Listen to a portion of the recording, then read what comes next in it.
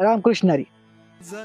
वारीपासून मिळणारी पुढील शिकवण अर्थात वारीपासून उद्योजकतेकडे या शृंखलेतील हा भाग म्हणजेच सहकार्य आणि समुदाय अर्थात कम्युनिटी अँड कोलॅबरेशन.